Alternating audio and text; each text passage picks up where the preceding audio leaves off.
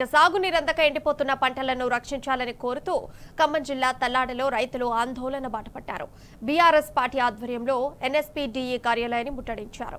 22 రోజులుగా కాలువ గండి పూడ్చకపోవడంపై ఆగ్రహం వ్యక్తం చేశారు. ఖమ్మం జిల్లాలో 3 మంత్రులున్నా ఏ ప్రయోజనం అంటున్నారు.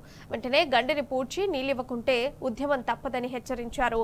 అక్కడి నుంచి మరింత సమాచారం మా ప్రతినిధి సాంబశివరావు అందిస్తారు. 2 రోజులుగా నీళ్లు లేక పంటలు ఎండిపోవడంతో బీఆర్ఎస్ పార్టీ ఆధ్వర్యంలో రైతులు పెద్ద ఎత్తున ఎన్ఎస్పీ కార్యాలయాలు ముట్టడిస్తున్నారు. ప్రస్తుతం తల్లాడలో ఉన్నటువంటి ఎన్ఎస్పీడీఈ కార్యాలయాన్ని బీఆర్ఎస్ పార్టీ ఆధ్వర్యంలో రైతులు ముట్టడించారు. మనతో పాటు మాట్లాడేందుకు రైతులు ఉన్నారు. జరుగుతున్నటువంటి నష్టాన్ని ఎన్ఎస్పీ అధికారులకు తెలియజేసి నీళ్లు విడుదల చేయాలని డిమాండ్ చేస్తున్నారు. మనతో మాట్లాడేందుకు బీఆర్ఎస్ స్థానిక నాయకత్వం ఉంది. సార్, ఏం జరుగుతుంది, అసలు ఎందుకు నీళ్లు విడుదల చేయలేనటువంటి పరిస్థితి? పోయిన సంవత్సరం ఎన్ఎస్పీలో వాటర్ లేకపోయినా సరే గత ప్రభుత్వం ముఖ్యమంత్రి గారు చొరవతోటి, ఆనాడు ఎమ్మెల్యే గారు చొరవతోటి, ముఖ్యమంత్రి గారు ఆనాటి ముఖ్యమంత్రి గారు కేసీఆర్ గారు 2 సార్లు మన ఎస్ఆర్ఎస్పీ నుంచి మన పాలేరుకు నీళ్ళు కొట్టేసి ఇచ్చిన ఫలితం ఉంది. ఈనాడు నిండా నీళ్లు ఉంచుకొని కూడా ఎన్ఎస్పీ వాటర్ ఫుల్ పాలేరు కానీ ప్రతి డ్యాంలో కూడా నీరు పుష్కలంగా ఉన్న సందర్భంలో కూడా ఇవాళ వరకు వాళ్ళ ఉదాసీన వైఖరి వల్ల, వాళ్ళ నిర్లప్తత వల్ల వరదలు వచ్చిన తర్వాత గండిని పోడ్చాలనే కనీస జ్ఞానం లేకుండా 3 మంత్రులు కూడా హెలికాప్టర్లకు పరిమితమై వాళ్ళు హెలికాప్టర్ల మీద ప్రయాణం చేయటం, గండి చూడటం, మళ్ళీ ఆ ఉత్తమ్ కుమార్ రెడ్డి గారు నీటిపారుదల శాఖ మంత్రి గారు మేము తక్షణమే గండి పూడ్చి ఇమ్మీడియట్లీ మేము 2వ నాటికల్లా మీకు వాటర్ అందిస్తామని చెప్పి ఇవాళ వరకు ఇవాళ 10 రోజులు అవుతుంది గండిపడి, ఇంతవరకు కూడా నీటిని ఇవ్వలేని పరిస్థితి ఉంది. దాంతోపాటుగా ఇవాళ 1000 ఎకరాలు సత్తుపల్లి నియోజకవర్గంలో తల్లాడ మండలం కానివ్వండి, కల్లూరు మండలం కానివ్వండి, పెనపల్లి మండలం కానివ్వండి, ఎన్ఎస్పీ ఆధారిత వరి పంట పూర్తిగా నష్టపోయే పరిస్థితికి వచ్చింది. పొట్ట దశలో ఉంది ఈనాడు. అట్లాంటి వరి పొలాలని రక్షించాలని కోరుకుంటూ, దాంతోపాటుగా ఆ నష్టాన్ని ఖచ్చితంగా ప్రభుత్వం భరాంచి ఎకరాకు 20,000 రూపాయలు నష్టపరిహారం కూడా ప్రకటించాలని డిమాండ్ చేస్తున్నాం. 22 రోజులైంది గండిపడి, ఇప్పటికీ కూడా కనీసం ఒక గండిని పూడ్చే మెకానిజం లేకపోవడాన్ని నిర్లక్ష్యం అనాలా, రైతుల పట్ల వివక్ష అనాలా?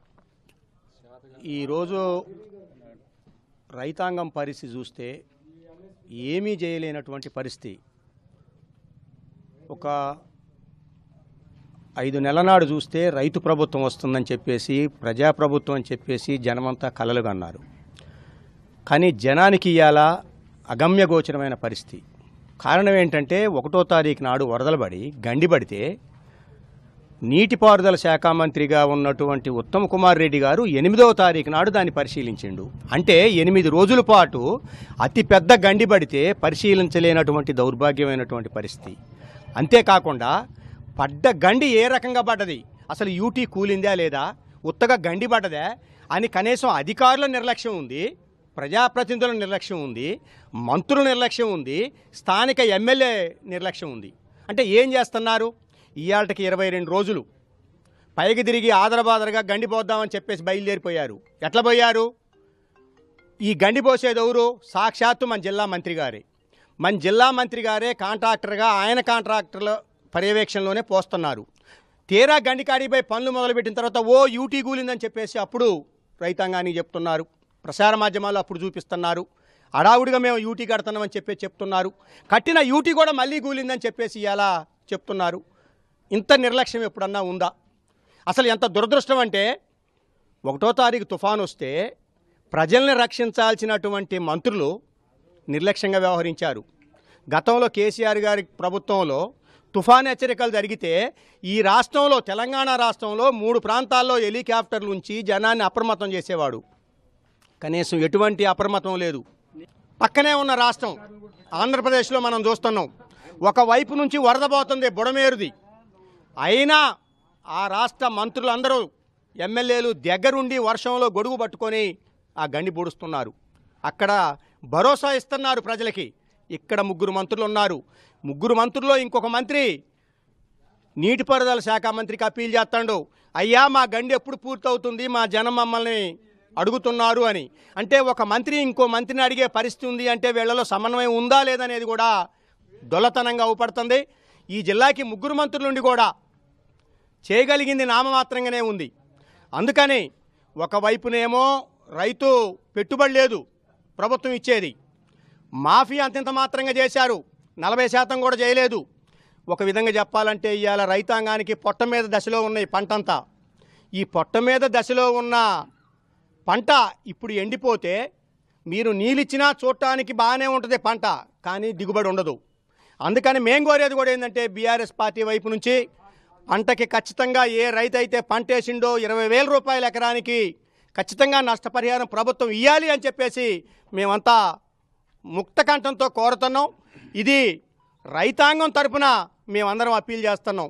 ఎందుకంటే మీరిగిన పెట్టుబడి సాయం ఇవ్వకపోగా, మాఫీ ఇవ్వకపోగా, మీరు ప్రకటించిన వరాలు ఇవ్వకపోగా పైకి తిరిగి మా రైతాంగాన్ని నష్టపడుతున్నారు. అందుకని దయచేసి అర్థం చేసుకోండి. మేమేదో రాజకీయ పార్టీకినే ఇది కోరట్లే, రైతాంగం మేమంతా రైతులం, మా ఆవేదన అర్థం చేసుకోవాలని దయచేసి కోరుతూ, గత ప్రభుత్వం ఏదైతే చేసిందో దాన్ని మరిపించే పద్ధతుల్లో మీరు చేయాలి తప్ప, గత ప్రభుత్వం చేసినటువంటి సంక్షేమాన్ని ప్రజలు ఇంకా తలుస్తూనే ఉన్నారు తప్ప, మీరు చేసిన దాన్ని 100 రోజుల్లోనే మీ పాలన మీద ఇంత వ్యతిరేకత రావడం అనేది కూడా దురదృష్టకరం. కాబట్టి దయచేసి అర్థం చేసుకొని మా రైతాంగాన్ని ఆదుకోవాలని చెప్పేసి కోరుతున్నాం. ఈ జిల్లా మంత్రులు కావచ్చు ప్రభుత్వానికి స్పష్టంగా ఏం డిమాండ్ చేస్తున్నారు రైతుల పక్షాన? మన జిల్లాలో మెయిన్ పోర్ట్ఫోలియో మంత్రులు 3 ఉన్నారు. వ్యవసాయ శాఖ, రెవెన్యూ శాఖ, ఆర్థిక శాఖ. మళ్ళీ సాగర కాలువ ఏరియాలోనే ఇరిగేషన్ శాఖ మంత్రులు 4 మంత్రులు ఈ ఎన్ఎస్పి కెనాల్ ఏరియాలో ఉన్నారు. తుఫాను అంతకాలం రైతులు ఏ పని చేసుకోలేదు కాక అట్లా పంటలు దెబ్బతిన్నాయి. తుఫాను పోయి 20 రోజులు అవుతుంది.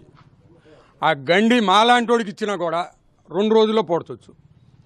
డబ్బులు ఉండగా ఇవాళ యంత్రాంగానికి, ఈ ఇప్పుడున్న మిషనరీకి, ఇప్పుడున్న టెప్పర్లకి అసలు ఆ గండి సమస్యే కాదు. అంటే ఈ 4 మంత్రులు కూడా చిత్తశుద్ధి లేదు రైతుల మీద. రైతులకి మేలు చేయాలనే ఆలోచన లేదు. మాయ మాటలతో 6 గ్యారెంటీలతో అధికారంలోకి వచ్చారు. రుణమాఫీ అన్నారు సగం మంది. అదే మంత్రులు, ముఖ్యమంత్రి గారు ఫస్ట్ 40,000 కోట్లు రుణమాఫీ చేస్తామన్నారు. తర్వాత 32,000 కోట్లు రుణమాఫీ అన్నారు. మొన్న ముఖ్యమంత్రి గారు 18,000 కోట్లు రుణమాఫీ చేసినమని ఆయనే ప్రకటించారు. మరి పూర్తి రుణమాఫీ అయిందని చెప్పి కూడా మంత్రులు ప్రకటిస్తున్నారు. ఏదో టెక్నికల్ ప్రాబ్లం ఉంది తప్ప మిగిలినది మొత్తం కూడా రుణమాఫీ చేసినమని వాళ్ళే ప్రకటించారు. మరి ఈ మాటలను బట్టి అసలు రైతులందరూ కూడా ఆందోళన చెందుతున్నారు. 40% తప్ప 60% రైతులకి రుణమాఫీయే కాలేదు. మరి కేసీఆర్ గారు ఉన్నప్పుడు టెన్షన్గా పంటలేసే టయానికి రైతు బంధు మరి ఎకరానికి 5,000 రూపాయలు ఇచ్చేవాడు. అయ్యా టోపీ పెట్టారు. మరి అసలు వీళ్ళు చేసింది ఏంది? వీళ్ళు ఇప్పుడు అధికారంలో కనీసం వాళ్ళ చేతిలో ఉన్న గండి బూడ్చి సకాలంలో కూడా నీళ్ళు ఇవ్వలేని పరిస్థితి, దౌర్భాగ్య పరిస్థితిలో ఈ రాష్ట్రం ఉండడానికి మనం సిగ్గుపడాలా, ఓట్లేసిన ఓటర్లు సిగ్గుపడాలా, రైతులు సిగ్గుపడాలా? మరి మాటల ప్రభుత్వమే కానీ చేతల ప్రభుత్వంగా మనకు కనపట్టలేదు. మరి కేసీఆర్ గారు కాళేశ్వరం కడితే ఒక పిల్లర్ కుంగినందుకు గగ్గోలు పెట్టి వాళ్ళు అధికారంలో వచ్చిన కాడ నుంచి కూడా అదే విషయం తప్ప ఈడ గండి 20 రోజుల్లో పూడ్చలేకపోయారు. వీళ్ళు ఎంత నిజాయితీగా, ఎంత చిత్తశుద్ధితో రైతులకు పనిచేస్తున్నారో కూడా మనం అర్థం చేసుకోవాలి. మరి ఊటీ కూలీని కూడా చూసుకోలేని, పోయేటప్పుడు చూసుకునే పరిస్థితిలో ఉన్నారు. మరి అధికారులతో ఎంత పని చేపిస్తున్నారు, నాయకులు ఎంత పని చేస్తున్నారు? మరి ఇది మాటల ప్రభుత్వం కాక చేతల ప్రభుత్వం కాదు. రైతులు ఇంకా 2-3 రోజుల్లో కనుక నీళ్ళు ఇవ్వకపోతే బద్దలుగా నెర్రగొట్టి వరి పొలాలు మొత్తం దెబ్బతినే అవకాశం ఉంది. ప్రతి ఎకరానికి కూడా 20,000 రైతులకు నష్టపరిహారం ఇవ్వాల్సిందే. ఇవ్వకపోతే మా టీఆర్ఎస్ పార్టీ తరఫున మొత్తం కూడా ధర్నాలు అన్నీ చేసి రైతులకు న్యాయం జరిగేటట్టుగా మేము కార్యాచరణ రూపొందించుకొని ఉద్యమానికి సిద్ధమవుతున్నామని తెలియజేస్తున్నాం. Thank you so much sir. ఇది మాటల ప్రభుత్వం తప్ప చేతల ప్రభుత్వం కాదు. రైతులు తీవ్రంగా నష్టపోతున్నా కానీ 20 రోజులుగా ప్రభుత్వం సమన్వయ లోపం కనిపించిందని కూడా బీఆర్ఎస్ పార్టీ నాయకత్వం ఆరోపిస్తుంది. వీడియో జర్నలిస్ట్ నాగరాజుతో సాంబశివరావు, టీ న్యూస్, తల్లాడ నుంచి.